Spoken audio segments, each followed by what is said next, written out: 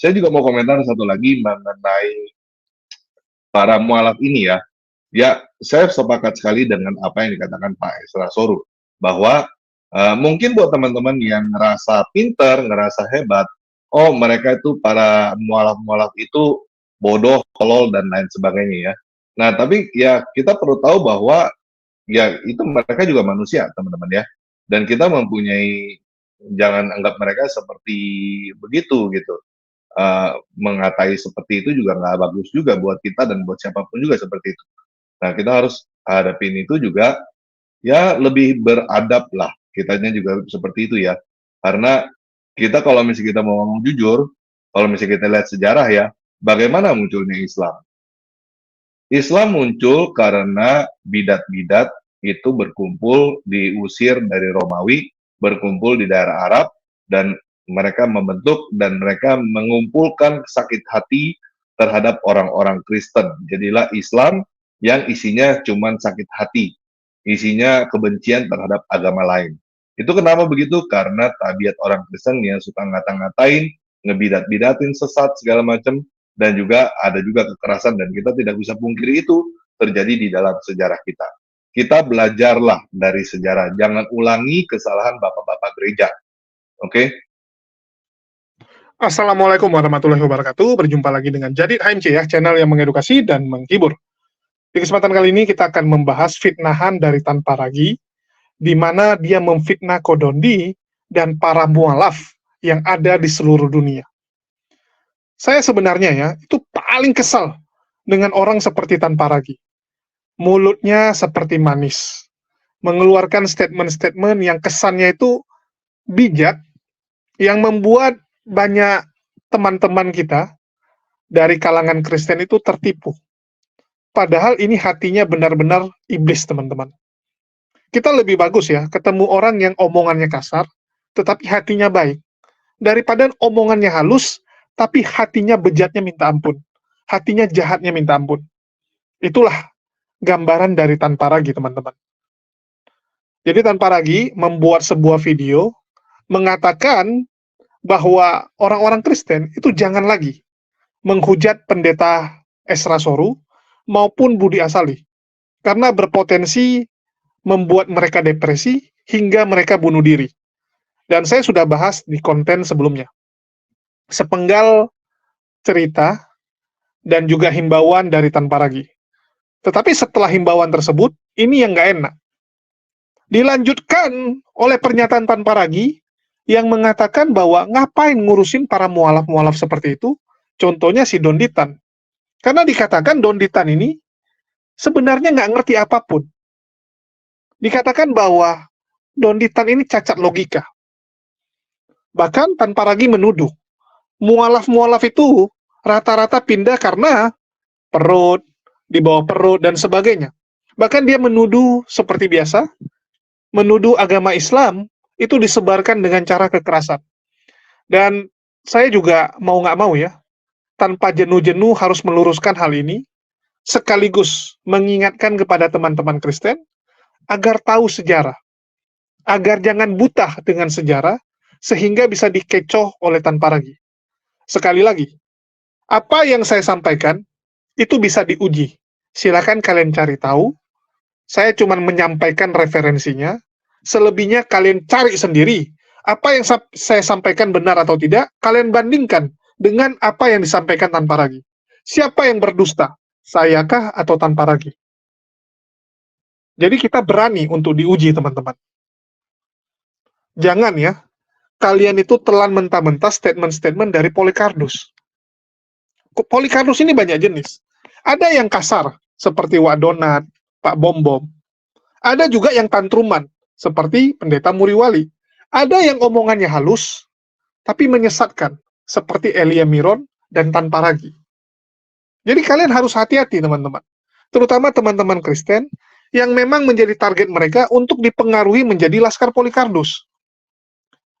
Saya agak bingung ya, dia buat konten ingin menasihati teman-teman Kristen agar jangan menyerang yang namanya Pendeta Buas dan Esra Soru, karena dianggap sudah berjasa, sudah berusaha yang terbaik.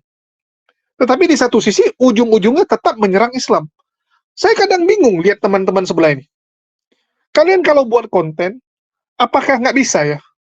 Tidak menyerang agama Islam, tidak menghujat agama Islam. Nanti begitu kita balas, begitu kita cubit, tantrum, ngamuk-ngamuk, merasa terzolimi, merasa ditindas, merasa tidak ada keadilan. Ini kan konyol. Kalian yang memulai, dan setelah kalian lakukan berkali-kali, kita bangkit berdiri, kalian emosi, kalian marah. Dan saya makin hari makin setuju dengan statement dari Pak Cihan Bancaya. Mereka kecil saja sudah seperti ini. Bayangkan kalau besar. Betapa zolimnya orang-orang seperti ini. Itulah kenapa Pendeta Melatok bilang apa? Di mana ada kantong Kristen, di situ kemerosotan moral terjadi. Saya sebenarnya nggak percaya, karena menurut saya teman-teman Kristen saya baik-baik. Saya tumbuh besar di lingkungan yang lebih banyak Kristennya. Teman-teman saya Kristen lebih banyak. Bahkan bisa dibilang, baru sejak di Jakarta lah, saya tuh lebih banyak bergaul dengan yang Muslim. Sebelumnya Kristen semua. Bahkan di tempat tinggal saya sekarang, teman saya sarapan, teman saya lari sore, itu juga masih Kristen. Saya lihat semua baik-baik. Tapi makin ke sini, saya yakin dengan omongan Pendeta Mel Atok. Saya lihat, ternyata makin ke sini, orang-orang Kristen makin banyak yang menjadi Laskar Polikardus. Gara-gara medsos ini ya. Gara-gara menonton channel-channel seperti Tanpa Ragi, Wak Donat, dan sebagainya. Saya nggak tahu apakah teman-teman saya itu ke depan juga akan berubah menjadi Laskar Polikardus. Tetapi saya berharap jangan sampailah mereka menjadi Laskar Polikardus yang kerjanya cuma nyinyirin agama orang lain. Kita coba dengerin dulu ya, bagaimana fitnahan dari Tanpa Ragi ini, baru nanti kita akan luruskan seperti biasa.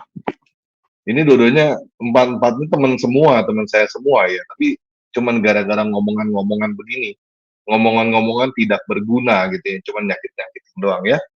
Oke, saya mau buka kesempatan buat teman-teman yang mau memberikan komentar dan juga tentang ya debat inilah ya. Menurut teman-teman sebenarnya siapa yang menang sih, Esra Soru, Budi Asali, atau Donitan? Soalnya kalau kita lihat ini semuanya mengklaim kemenangan. Dari sisi Pak Esra dan Pak Budi mengklaim kemenangan, dan juga dari sisi Donitan mengklaim kemenangan karena ada perempuan yang disetting mualaf pada saat itu ya. Pada akhir peristiwa itu mereka setting supaya ada yang mualaf, supaya kelihatannya oh mereka menang debat begitu ya. Nah, jadi kita akan buka kesempatan buat teman-teman. Nah, saya juga mau komentar satu lagi mengenai para mualaf ini ya. Ya, saya sepakat sekali dengan apa yang dikatakan Pak Esra Soru, bahwa mungkin buat teman-teman yang ngerasa pinter, ngerasa hebat, oh mereka itu para mualaf-mualaf itu bodoh, tolol, dan lain sebagainya ya. Nah, tapi ya kita perlu tahu bahwa ya itu mereka juga manusia, teman-teman ya. Dan kita mempunyai, jangan anggap mereka seperti begitu gitu. Mengatai seperti itu juga nggak bagus juga buat kita dan buat siapapun juga seperti itu. Nah, kita harus hadapin itu juga ya lebih beradab lah. Kitanya juga seperti itu ya. Karena kita kalau misalnya kita mau ngomong jujur, kalau misalnya kita lihat sejarah ya, bagaimana munculnya Islam? Islam muncul karena bidat-bidat itu berkumpul, diusir dari Romawi, berkumpul di daerah Arab, dan mereka membentuk dan mereka mengumpulkan sakit hati terhadap orang-orang Kristen. Jadilah Islam yang isinya cuman sakit hati, isinya kebencian terhadap agama lain. Itu kenapa begitu? Karena tabiat orang Kristen yang suka ngata-ngatain, ngebidat-bidatin, sesat segala macam, dan juga ada juga kekerasan, dan kita tidak bisa pungkiri itu terjadi di dalam sejarah kita. Kita belajarlah dari sejarah, jangan ulangi kesalahan bapak-bapak gereja. Oke, bapak-bapak gereja ya mungkin menurut teman-teman bapak gereja sini atau situ ya, tapi menurut saya ya bapak gereja ya leluhur-leluhur Kristen zaman dulu. Ya, siapapun juga itu yang kita hargai, harus kita hormati. Jangan berpikir bahwa mereka pun tidak bisa berbuat salah. Mereka pun bisa berbuat salah ya teman-teman. Dan kita harus belajar bagaimana kebenaran mereka dan bagaimana juga kesalahan mereka ya. Nah, untuk seperti mualaf-mualaf yang seperti Donitan dan lain-lain, kalau kita perhatikan termasuk di dalam debat dengan Pak Budi dan Pak Esra ini, ya mereka punya satu cacat logika yang saya lihat sama, yaitu cacat logika yang saya sebut pola pandang atau cara pandang hitam putih. Jadi pola pandang buta warna. Jadi kalau bukan A pasti B, kalau bukan B pasti A. Maka itu kita lihat di dalam perdebatan itu, si Donitan itu nggak peduli tentang apakah Islam benar atau salah. Yang dia lakukan adalah cuman mau membuktikan bahwa Kristen salah. Jadi istilahnya cuman membuktikan Kristen salah, kalau Kristen salah berarti Islam benar. Itu adalah pola pikir hitam putih yang dimiliki oleh para mualaf itu, yang membuat mereka jadinya keseberang. Dan seperti Donitan ya, dia dulu dia ngeliat Kristen salah tanpa tahu Islam itu benar atau salah. Jadi misalnya Kristen salah, jadi Islam benar karena yang ngomong orang Islam, dan itu dia jadi masuk Islam. Dan setelah itu kita lihat juga polanya dia juga sama terhadap orang-orang yang dia ajak masuk Islam. Caranya Donitan adalah bukan memperlihatkan kebenaran Islam. Donitan sama sekali nggak ngerti tentang Islam, teman-teman ya. Dia masuk Islam cuman gara-gara dia benci sama Kristen. Karena dia nggak suka sama Kristen, dia masuk Islam. Begitu juga Agustan dan juga mualaf-mualaf lain yang saya lihat ya. Mereka tahu nggak tentang Islam? Ya ketika masuk, ya saya cukup yakin mereka nggak tahu apa-apa tentang Islam. Ya cuman istilahnya mereka dapat informasi Kristen salah ini itu, dipertanyakan tentang Tritunggal dan mereka tidak tahu, mereka tidak mengerti, terus masuk Islam. Nah di dalam Islam seperti apa, yang mereka nggak tahu juga, karena mereka juga ya memang nggak bisa bahasa Arab, kayak gitu ya. Dan juga banyak sekali di dalam Islam yang memang disembunyikan. Oke, bahkan yang dari lahir sampai mati pun juga banyak yang nggak ngerti tentang Islam. Oke, nah jadi cacat logika hitam putih itu memang terjadi pada mereka, dan itu sebuah pola pikir yang umum. Sebenarnya bukan hanya Adonitan dan lain-lain, banyak orang Kristen juga sama, mempunyai pola pikir hitam putih. Kalau nggak benar pasti salah, kalau nggak salah pasti benar. Kalau nggak A cuma B, kalau cuma nggak B cuma A, cuma jawabannya cuma dua. Nah itu pola pikir yang sebenarnya kurang cerdas, teman-teman ya. Kalau teman-teman punya pola pikir seperti itu, ya lebih baik bertobatlah, naik kelas ya. Itu pola pikir anak TK. Anak SD mulai tahu namanya pilihan ganda, ada beberapa jawaban. Terus dari gitu anak SMP, SMA mulai tahu namanya esai, ya. Anak kuliah langsung bikin skripsi, bikin makalah, oke? Jadi nggak semua jawaban itu cuma ada benar atau salah doang, teman-teman ya. Nggak cuma 1 dan 0, oke? Nah, ya cacat logika itu yang kalau misalnya kita lihat seperti perdebatan itu yang dilakukan oleh Donitan. Sebenarnya kayak misalnya seperti yang diperdebatkan di situ, Yesaya 53 ya. Kalau kita lihat dari ujung sampai ujung, intinya cuman si Donitan itu cuman mau ngomong bahwa menurut orang Yahudi, ya itu bukan Mesias, Yesus bukan Mesias. Intinya itu doang yang ingin dia sampaikan. Oh, Yesus itu bukan Mesias, gara-gara ada orang Yahudi yang menolak Kristen.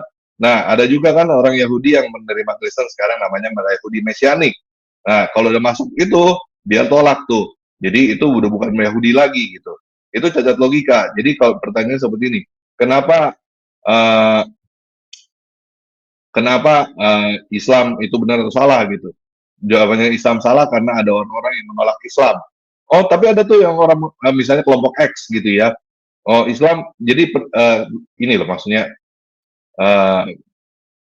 argumentasi Donitan adalah A itu salah karena ada kelompok B yang menolak gitu. Nah, bagaimana dengan kelompok B? Ternyata ada juga tuh kelompok B yang keluar dari sana udah jadi kelompok A gitu. Nah, itu bukan lagi kelompok B, dia bilang. Jadi tetap aja kelompok B itu menolak. Nah, itu dilakukan oleh seperti Donitan ya. Jadi kayak dia ambil Yesaya 53 dibilang salah karena orang Yahudi Rabinik itu menolak Yesaya 53 itu tentang Yesus. Nah, bagaimana dengan Mesianik Yahudi? Mereka adalah orang Yahudi mantan dari Yahudi Rabinik yang masuk Yahudi Mesianik, dan mereka menerima Yesaya 53 sebagai itu adalah nubuat tentang Yesus. Langsung itu jawabannya adalah, oh itu udah bukan Yahudi lagi. Kan konyol kan? Seperti itu. Nah juga, ya seperti tadi ya, jadi kalau misalnya kenapa Islam salah? Karena ada orang yang menolak Islam. Kalau buktinya tuh ada orang yang menerima Islam, oh mereka berarti udah bukan ini lagi, bukan orang non-Islam lagi. Tetap aja karena ada orang yang menolak Islam. Jadi itu seperti itu, cuma muter-muter begitu, ngotot-ngotot di situ ya. Dan kalau misalnya kita perhatikan sebenarnya itu bertentangan dengan iman Islam. Argumentasi Donitan itu bertentangan dengan iman Islam, teman-teman. Karena Islam berkata Nabi Isa Al-Masih. Isa Al-Masih. Jadi Yesus itu Kristus, Yesus itu Mesias. Ya, kalau dianggap Isa dan Yesus sama nih ya. Nah, mereka mengakui bahwa Yesus itu Mesias. Kan lucu, menolak Nisa 53 adalah nubuat tentang Yesus, menolak Yesus disebut Mesias, yang itu adalah notabene imannya Islam. Kan lucu gitu. Ini sesuatu yang memangnya ya bisa kita kan ya kasihan juga ya Donitan ya. Eh, ya cacat logika seperti itu dan cukup lucu juga banyak yang menganggap nih orang ini orang-orang yang ya dapat hidayah atau apa. Dan menurut saya sih sebenarnya bukan itu masalahnya ya. Seperti Donitan, Agustan, dan juga beberapa orang yang lain. Sebenarnya apakah mereka benar-benar mendapatkan hidayah bahwa Islam adalah agama yang benar? Jawabannya enggak. Yang paling banyak karena kepahitan terhadap Kristen, entah itu kepahitan terhadap gereja, entah itu kepahitan terhadap apa gitu ya. Nah itu dan itu dibawa ke dalam agama baru cari-cari kesalahan. Yang satu itu karena kepahitan sama orang Kristen, kepahitan sama Kristen. Yang kedua karena mau kawin. Udah dua itu doang. Ya yang ketiga mungkin ada lagi yang karena pengen mendapatkan itu juga banyak tuh pengen mendapatkan popularitas, pengen mendapatkan penghormatan atau pengen diterima oleh masyarakat itu juga banyak. Contohnya ya seperti si itu ya Deddy Corbuzier itu kan ingin mendapatkan penerimaan dari masyarakat gitu. Jadi apakah karena agama Islam adalah agama yang benar? Saya cukup yakin nggak ada, bukan nggak ada ya, mungkin ada juga ya. Cuman itu adalah porsi yang sedikit kan kenapa orang masuk Islam. Oke, dan kita dengar juga dari Khalid Basalamah bahwa yang paling banyak, yang paling bikin Islam boom adalah karena mereka melakukan penyerangan, karena mereka melakukan ekspansi, menyerang, ya, karena perang, karena pedang. Oke, itulah yang menyebabkan Islam bertumbuh. Oke, sekarang saya buka kesempatan buat teman-teman yang mau masuk, mau ngobrol, mau nanya, atau lain-lain, silakan. Saya juga ngundang Pak Budi dan Pak Ekstra Soru, tapi mereka ada kegiatan, mungkin ntar malam mereka akan masuk ya. Oke, kita masuk dulu ke Bro Hello Kitty. Halo Bro Hello Kitty. Halo Bro. Ya, halo, halo. Yo. Halo.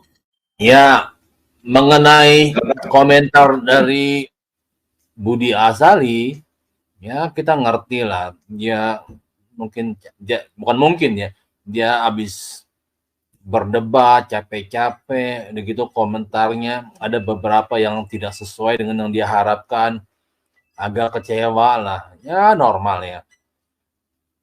Di Budi Azali kalau dia sering bermain di YouTube, dia mesti tahu bahwa si Rudy sang debater itu bagaimana karakternya. Ya.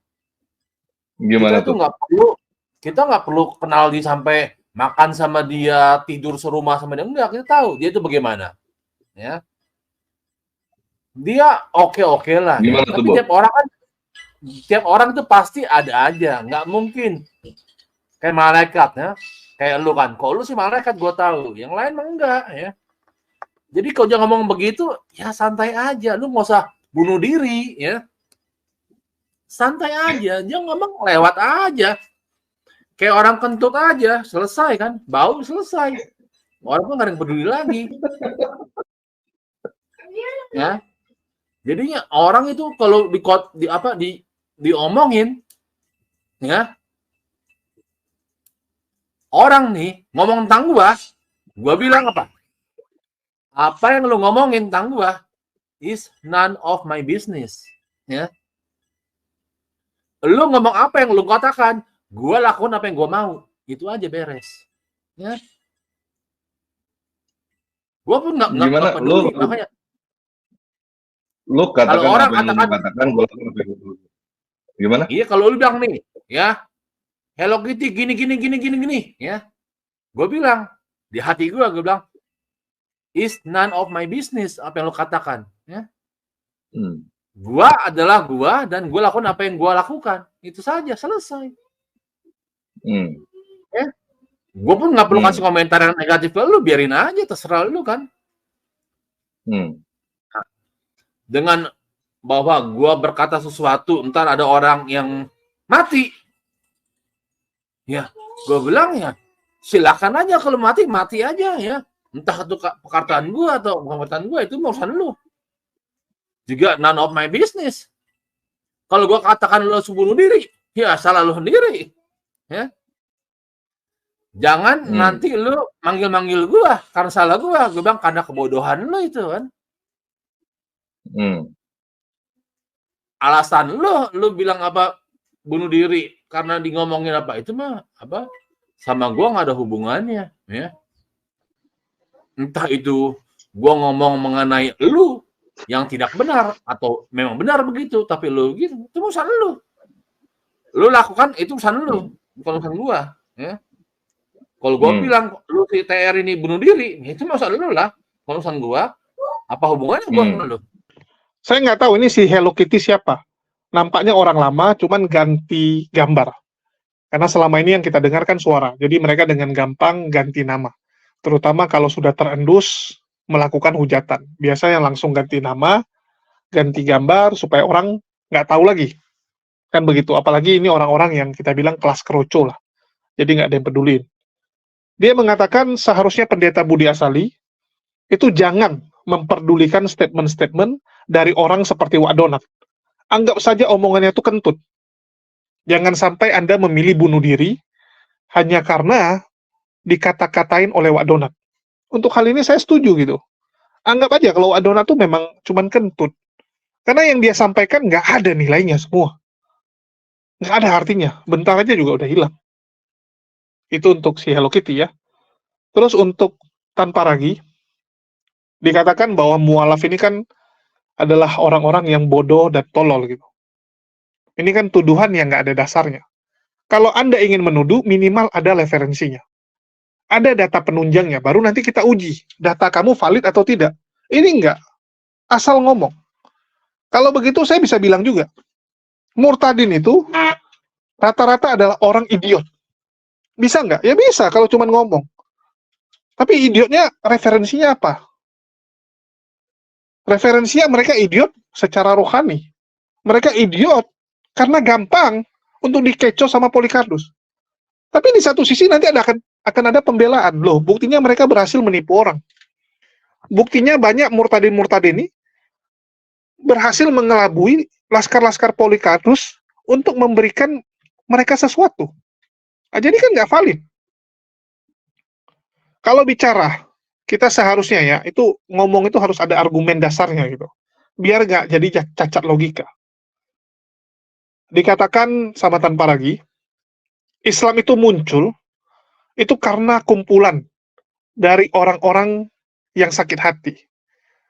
Bidat-bidat kekristenan yang diusir oleh Romawi dan mereka berkumpul di Arab. Nah, ini kan tuduhan yang jahat ya. Fitnahan yang kejam, teman-teman. Dikatakan bahwa Islam itu kumpulan bidat-bidat Kristen yang berkumpul di Arab. Ini apa-apaan, teman-teman? Apa dia nggak sadar bahwa kekristenan lah agama bidat dari Yahudi? Itu fix. Sejarah mencatat itu, dan di Bible kalian juga dikatakan bahwa kalian tuh cuma dianggap sebagai denominasi yang ada di Yahudi saat itu. Romawi berpikir bahwa agama Kristen ini salah satu sekte dari Yahudi. Cuman salah satu sekte. Bahkan mereka beribadah juga di sinagog. Orang-orang jemaat mula-mula, itu mereka nggak ada gereja, teman-teman. Mereka ke sinagog. Jadi jelas itu sekte. Kalau Islam, nggak ada seperti itu. Silakan. Ya, silakan Anda buktikan, Anda berikan datanya, bahwa Islam itu muncul karena bidat-bidat.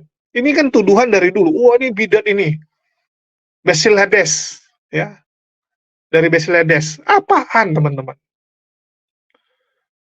Jadi kita tahulah, yang sakit hati itu adalah mereka, karena sejarah mereka adalah mereka tuh dibidatkan oleh Yahudi. Betul tidak? Silakan dicek sama orang Yahudi.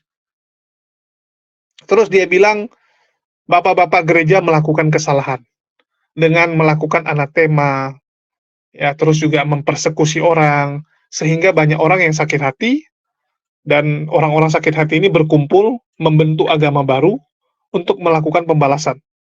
Dan agama itu dianggap adalah Islam. Ini kan kacau. Kacau sekali. Dan dia menuduh ya, bahwa cara pandang dari Kodondi itu salah, sangat salah. Bahwa Kodondi menganggap kalau Kristen salah, artinya Islam benar. Ini kan cara pandang hitam putih yang nggak benar. Seakan-akan pilihan itu cuma A dan B. Jawabannya cuma antara itu dua, padahal masih banyak kemungkinan yang lain. Karena menurut Tamparagi, kalaupun Kristen itu salah, belum tentu Islam itu benar. Untuk hal ini saya setuju. Saya harus katakan memang tidak boleh punya pandangan itu kamu memilih antara Kristen dan Islam. Kalau Kristen salah artinya ya udah Islam benar. Enggak. Islam dan Kristen itu bukan dua mata yang ada di koin. Ya. Bukan dua sisi koin. Salah satu harus benar. Enggak. Kenapa kita bilang gitu? Ya masih banyak kok agama lain di dunia ini. Betul tidak? Dan memang dengan menunjukkan Kristen salah, itu kami bukan sedang menunjukkan Islam yang benar. Enggak. Kristen salah itu untuk membuka akal teman-teman. Kenapa Kodondi membuktikan Kristen itu salah? Supaya doktrin yang ada di otak teman-teman itu runtuh. Ini ibaratnya otak kalian itu seperti gelas. Udah penuh dengan doktrin kekristenan. Nggak mungkin bisa diisi dengan air yang lain. Karena udah penuh. Cara satu-satunya adalah dengan membuang dulu air yang kotor tersebut. Jadi gelas tersebut buang air kotor, baru bisa diisi dengan air yang baru. Kita bisa lihat perjalanan spiritual orang, banyak ya, nggak langsung mualaf. Banyak kan apa? Dari Kristen, terus memilih agnostik, atau memilih ateis, atau memilih tidak mau lagi bergereja. Sebenarnya ya sudah ateis gitu, nggak mau bergereja lagi. Sudah nggak percaya dengan kekristenan. Setelah dibongkar, nggak percaya dengan kekristenan, baru pelan-pelan belajar Islam. Saya punya satu kisah, seorang ustadz di Kalimantan, saya lupa namanya, 1 tahun yang lalu, pas saya baru nyampe di Jakarta tuh. Saya ingat sekali tuh. Pagi-pagi saya ditelepon oleh ustadz tersebut, dia mengatakan terima kasih. Jadi tiba-tiba ada orang bersyahadat dalam jumlah banyak di tempat dia. Setelah dicek, ternyata orang-orang ini sebelumnya Kristen. Setelah nonton channel HMC, melihat perdebatan sesama Kristen. Waktu itu Samuel Siaan berantem dengan Wak Donat, berantem dengan Kristen-Kristen Trinitas yang lain. Terus dia juga punya pasukan, Daniel Haning, dan sebagainya. Pak Triwira juga. Terakhir, mereka lihat bahwa ternyata carut-marut sekali. Orang Kristen itu nggak jelas pemahamannya. Jadi mereka memutuskan nggak bergereja lagi. Mereka memutuskan untuk jadi ateis. Setelah beberapa bulan, mereka berpikir, loh kok kita jadi nggak punya Tuhan gitu. Nggak punya Tuhan.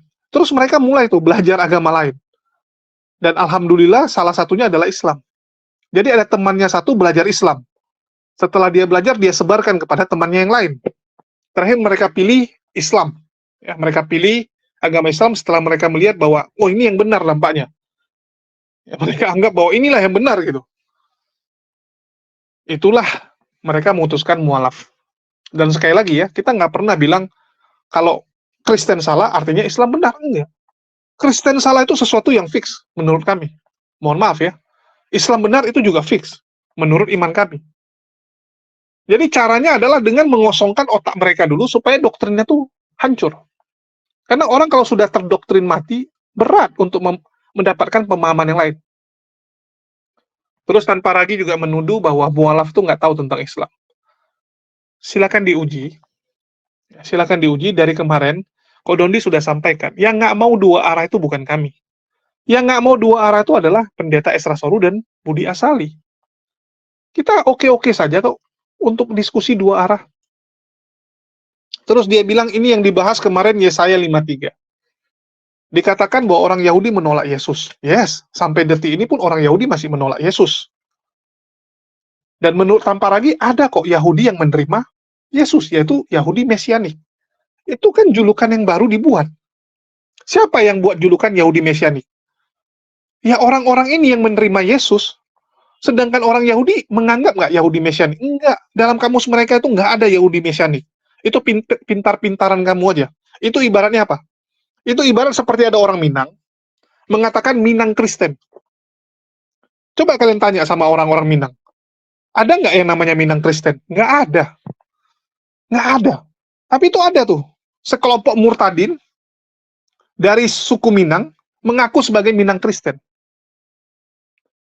Sedangkan bagi orang Minang sendiri itu nggak ada.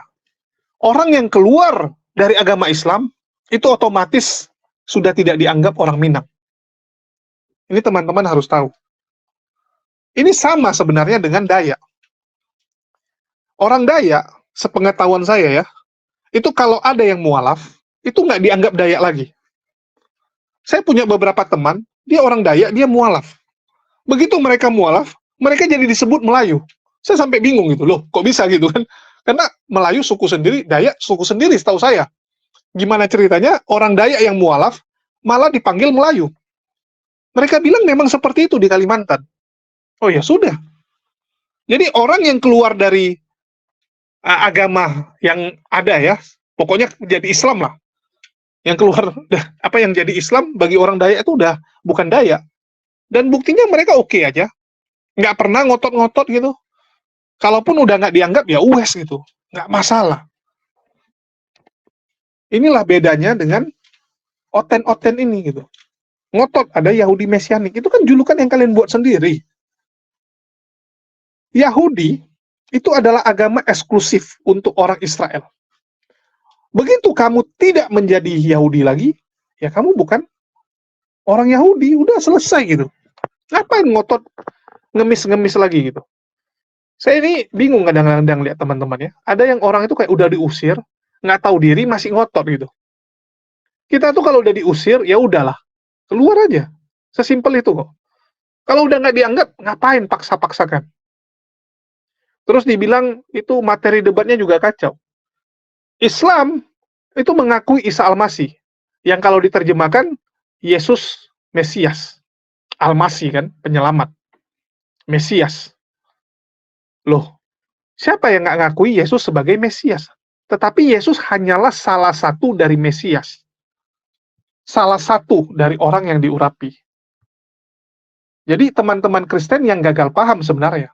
Karena yang ada di otak orang Kristen dan ditanamkan oleh gereja, Mesias itu ya Yesus. Seakan-akan nggak ada lagi Mesias yang lain. Padahal Daud, Saul, itu juga Mesias. Itu juga Mesias. Yesus Mesias, tapi dia bukan Mesias yang ditunggu oleh orang Yahudi. Itu pemahamannya orang Yahudi. Ya.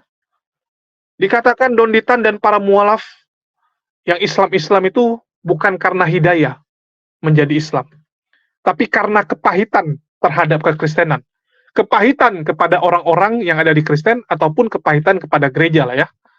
Jadi dia bilang karena kepahitan. Terus yang kedua, karena menikah.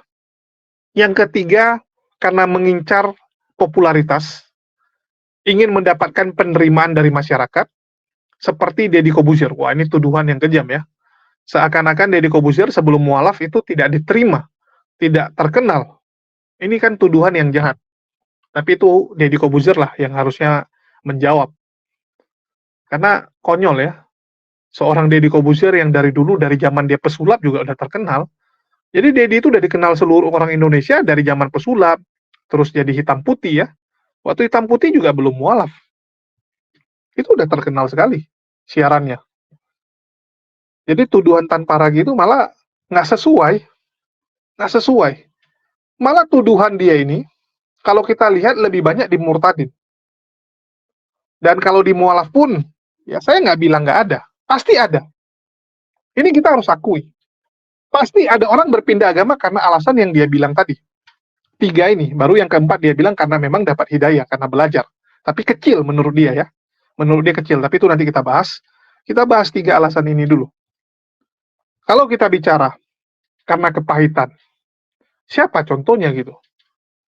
Apakah Kodondi punya masalah dengan pendetanya? Nggak ada.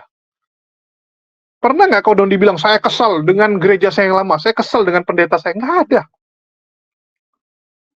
Itu kan tuduhan kamu saja. Terus kalau karena kawin, apakah Kodondi begitu mualaf terus dia nikah? Setahu saya enggak. Silakan dicek. Atau tanpa lagi lebih tahu gitu. Lebih sok tahu iya, lebih tahu enggak. Popularitas. Kodondi mualaf udah lama sekali. Dan baru populer sekarang. Betul tidak? Jadi ini malah lebih cocok kepada para murtadin. Yang kita lihat sekarang ya, yang viral-viral. Contoh Effendi Usman. Dia murtad karena apa? Pingin kaya. Pingin populer. Udah nggak mau hidup di kampung. Dia nggak mau seperti orang-orang yang ada di kampungnya, cuman tinggal di situ, pernah pun cuman ke Medan, nggak pernah keliling dunia. Effendi Usman pingin merasakan enaknya, mendapatkan uang hanya dengan modal memberikan kesaksian dusta. Saifuddin Ibrahim juga sama. Effendi Usman juga sama kan, begitu murtad, itu dijodohkan, dapat istri. Betul tidak? Dan punya kepahitan dengan orang Islam. Banyak contoh-contohnya. Jadi kalau kita bicara murtadin ya silakan yuk kita list gitu. Anda listkan yang murtadin, saya listkan yang Anda listkan yang mualaf, saya listkan murtadin. Kita lihat. Kalau tanpa ragi mau ya, kita sama-sama. Anda sebut satu nama, saya sebut satu nama. Kita lihat siapa yang duluan selesai. Tapi harus ada bukti ya bahwa memang orang tersebut masuk dalam kriteria salah satu dari 3 ini. Oke. Terus dia bilang kalau yang karena hidayah sedikit. Bahkan dia memfitnah Ustadz Khalid Basalamah yang mengatakan Islam itu disebarkan dengan pedang. Artinya lebih banyak ya masuk karena dipaksa, bukan karena hidayah. Nah, inilah jahatnya tanpa ragi ya. Fitnahan yang kejam sekali. Padahal kita tahu agama yang disebarkan dengan kekerasan itu siapa? Bagaimana genosida dilakukan? Bagaimana pemaksaan itu dilakukan? Bagaimana Spanyol itu dipaksa menjadi Kristen, Filipina dipaksa menjadi Kristen, Amerika Latin, Amerika Utara, dan juga Afrika. 2/3 dunia merasakan kekejaman dari 3G. Ya, 3G. Dan di 3G itu salah satunya apa? Gospel. Clear. Itu nggak bisa kamu bantah tanpa ragi. 3G itu goal, glory, gospel. Apa yang mau kamu bantah? Cobalah saya tanya. 2/3 dunia, bayangkan. Merasakan itu. Bahkan saya bilang bukan 2/3 harusnya ya. Mungkin 9/10. 9/10 dunia itu merasakan penderitaan karena penyebaran agama Kristen. Kalau 2/3 itu kan barometernya cuma Asia, Afrika, dan benua Amerika. Padahal Eropa sendiri itu juga korban dari genosida pemaksaan Kristen. Kalau teman-teman melihat sejarah, coba cek agama asli orang-orang di Eropa. Mereka tuh pagan. Sampai Vatikan dengan dibantu oleh Romawi itu memaksakan agama Kristen kepada semua kerajaan yang ada di Eropa, yang ada di bawah jajahannya Romawi. Semua jajahan Romawi itu dipaksa jadi Kristen, teman-teman. Jadi yang pertama kali dipaksa jadi Kristen itu bukan Afrika, bukan Amerika Latin, bukan Asia, Eropa kok. Betul tidak? Ini yang kalian harus tahu. Kalau kita mengacu kepada Islam, yuk kita lihat data. Negara dengan populasi umat muslim terbanyak mana? Indonesia. Terus Pakistan ya, sekarang udah dikalahkan Pakistan. Kita lihat, Islam masuk ke Pakistan dan Indonesia melalui apa? Melalui pemaksaan? Melalui perangkah? Coba saya tanya. Jelas-jelas melalui jalur dakwah ya. Islam di Indonesia dakwah, Islam di Pakistan dakwah. Terus kalau kita lihat kekristenan, negara yang paling banyak Kristen mana? Jelas ya, Brazil, Amerika Serikat, negara-negara di Amerika Latin dan Afrika, termasuk Filipina di Asia Tenggara. Itu bagaimana penyebaran Kristennya? Disebarkan dengan cara apa? Dakwahkah? Misi misionariskah? Atau dengan pedang? Coba saya tanya. Jujur ya teman-teman. Coba saya tanya kalian. Brazil itu jadi Kristen tuh dari mana? Coba. Mereka tuh agama orang pribuminya udah ada. Orang pribumi sudah ada agama. Begitu datang ya, Portugis memaksakan agama Kristen. Jadi Kristen mereka. Jadi Amerika Latin, dunia dibagi 2. Yang Amerika Latin bagian Brazil, itu jadi punya Portugis, sedangkan sebelah satunya lagi itu punyanya Spanyol. Ya sama, Portugis dan Spanyol itu pemaksaan agamanya luar biasa. Pemaksaannya luar biasa. Bahkan ya banyak orang-orang Kristen juga mengatakan gini, terutama si Sima Garuda ya, itu kalau di live comment selalu bilang gini, Indonesia beruntung dijajah oleh Belanda, coba dijajah sama Portugal atau Spanyol, pasti jadi Kristen. Bisa jadi. Jadi kemungkinannya kalau Indonesia waktu itu dijajah oleh Spanyol atau Portugal, kemungkinan cuma dua. Indonesia sekarang jadi Kristen, atau yang kedua, terjadi perang sampai titik darah penghabisan. Karena orang Islam, itu kalau dijajah, dia masih bisa tahan gitu. Disuruh bayar pajak besar, disiksa, dia masih bisa tahan. Tapi kalau disuruh ganti agama, sampai mati pun jadi gitu. Bertempur sampai mati pun jadi gitu. Jadi kalau dia nggak punya apa-apa, dia masih bisa tahan. Tapi kalau agamanya direnggut, nah itu dia udah nggak bisa. Jadi kemungkinannya cuma dua. Nggak Indonesia waktu itu jadi abu ya, karena perang yang sangat besar, saling perang gitu. Atau yang kedua bisa jadi kalau menang Spanyol, ya, menang Kristennya, ya, dia akan jadi Kristen. Tapi jumlah penduduknya mungkin sedikit. Karena lebih banyak yang mati untuk membela imannya. Lebih memilih jihad. Itu udah pasti. Itulah Belanda lihat kan. Ini orang-orang Islam nih kalau dipaksain nggak bisa. Begitu juga dengan yang di Filipina. Kalian lihat. Ya. Nggak semua jadi Kristen. Ada daerah-daerah tertentu dibiarkan. Kenapa? Karena dia lihat ini kalau dipaksain, mereka siap mati. Itu yang terjadi. Jadi tanpa ragu, kalau Anda ingin nasihati orang Kristen, buatlah konten yang menasihati. Jangan Anda pelintir, malah Anda bawa jadi untuk menyerang agama Islam. Ini kurang hajar. Ini kurang hajar. Dan orang-orang seperti ini yang akan terus kita lawan ya. Akan terus kita luruskan, supaya orang-orang Kristen di luar sana jangan termakan omongan dia dan menjadi laskar Polikarpus. Itu aja yang bisa saya sampaikan. Makasih buat teman-teman semua yang udah nyimak. Di akhir kata saya ucapkan, wassalamualaikum warahmatullahi wabarakatuh. Sampai jumpa di konten-konten kita berikutnya.